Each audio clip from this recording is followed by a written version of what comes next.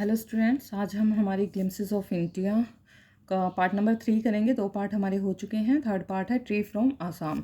अब आसाम के बारे में, पिछला कुर्ग के बारे में था, उससे पिछला फर्स्ट वाला गोवा के बारे में था। अब आसाम के बारे में देखते हैं क्या है। प्रांजल और youngest from Assam is Rajveer classmate at school इन दिल्ली।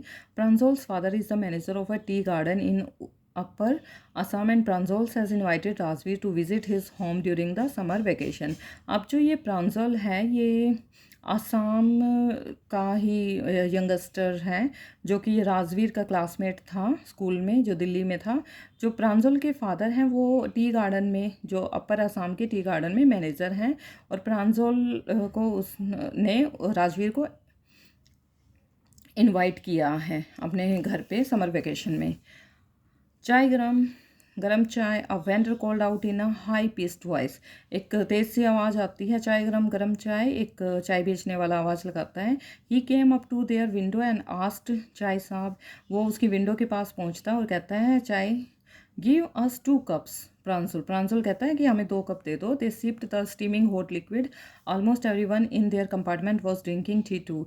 वो कहता है कि उनके कंपार्टमेंट में सभी चाय पी रहे थे, तो उन्होंने भी गरम चाय ले ली। Do you know that over 80 crore cups of tea are drunk every day throughout the world? Rajveer said. Rajveer कहता है, पता है 80 करोड़ से भी ज़्यादा कप जो हैं पूरे वर्ल्ड में डेली पिए जाते हैं। View exclaimed Pranjal, T really is very popular. The train pulled out of the station. Pranjal buried his nose in his detective book again. अब प्रांजल जो है अपनी नोज को दोबारा से अपनी बुक में डाल के उसमें मतलब पढ़ने लग जाता है अपनी बुक को।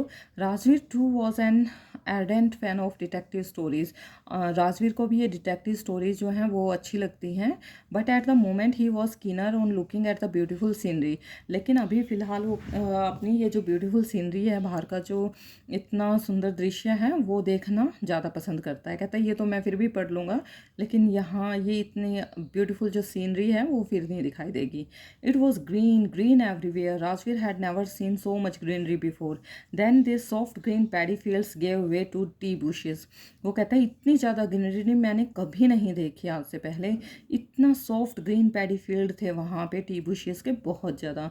It was a magnificent view against the backdrop of densely wooded hills, sea of tea bushes test as far as the eye could see. वो कहते हैं जिस तरह से हम समुंदर की तरफ देखते हैं ना, सी की तरफ देखते हैं, हर जगह पानी पानी मिलता है, उसी तरह से यहाँ पे ऐसा लगता है चाय के बुशेस का सी बना हुआ हो, समुंदर हो। इतनी ज़्यादा टी की जो बुशेस हैं वो दिखाई दे, जहाँ पर भी देखो वहाँ पे टी बुशेस ही दिखाई देती हैं। Dwarfing the tiny T plants were tall sturdy shade trees, and amidst the orderly rows of bushes busily moved doll-like figures। वो कहता है कि यहाँ पे छोटी ड्वार्फिंग, जो बोने बोने पेड़ होते हैं ना, उनको कहते हैं ड्वार्फिंग। कहते हैं ये इतनी छोटी छोटी चाय के प्लांट थे, और कुछ बड़े भी थे वहाँ पे।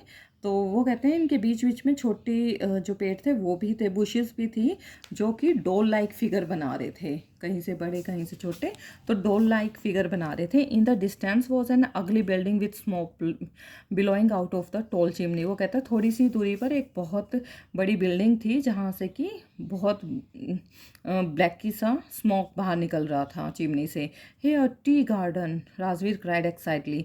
प्रांजल who had been born and brought up on a plantation did not share Rajveer excitement. अब प्रांजल तो शुरू से यहीं पैदा हुआ है, बड़ा हुआ है, तो उसको तो कोई एक्साइटमेंट नहीं थी, लेकिन राजवीर को तो बहुत एक्साइटमेंट हो रही थी ये सब कुछ देख के। Oh this is tree country now, he said. Assam has the largest concentration of plantations in the world.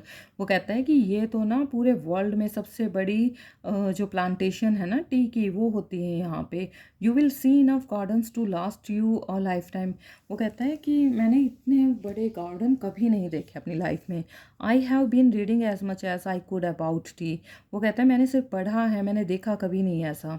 Rajveer said no one really knows who discovered a tea but there are many legends. Rajveer कहता है कि कोई नहीं जानता कि जो T है वो किसने डिस्कवर की है, कौन लीजेंड था। बहुत सारे लीजेंड्स के जो हैं नाम बताए जाते हैं, उसने की।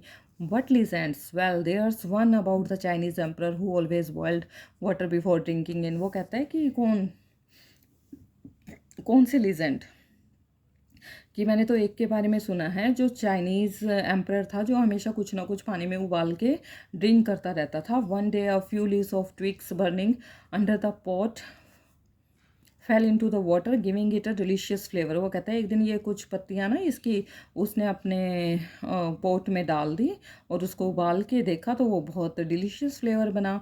It is sad they were tea leaves. वो कहा जाता है कि वे टी के ही लीव्स थे। तो टेल मी अनदर, फिर वो कहता है प्रांजल, फिर कहता है कि और कौन सी कहानियाँ हैं इसके पीछे, और किसने इनको मतलब डिस्कवर किया, मतलब बताया था इसके बारे में कि ये ऐसे ऐसे चाय बनती है। We have an Indian legend to Bodhi Dharma. वो कहता है एक लीजेंड बोधि धर्मा के भी थे। An ancient Buddhist ascetic cut off his eyelids. उन्होंने अपनी आईलिड जो है वो कट ऑफ कर दी थी because he felt sleepy during meditation. वो कहते हैं उनको अपने मेडिटेशन के टाइम पे ना नींद आ रही थी तो उन्होंने अपनी आईलिड्स ही काट दी। 10 T plants Guru out of the eyelid. वो कहते हैं उनकी आईलिड की जगह ना 10 जो टी प्लांट के जो हैं वो उगाए थे। The leaves of these plants then put into hot water and drunk banished sleep. और उन्होंने ये जो प्लांट थी इनके लीव जो हैं हॉट वाटर में डाले और उनको अपनी नींद भगाने के लिए पिया। T was first drunk in China. अब जो टी जो है सबसे पहले चाइना में पी गई थी। तो राजवीर ने ऐसा कहा, as far back as 2700 BC before Christ. ठीक है। In fact word such as tea, chai and chini are from Chinese. क्योंकि ये जो वर्ड है ना ये सारे चाइनीज़ वर्ड हैं। Tea came to Europe only in the 16th century.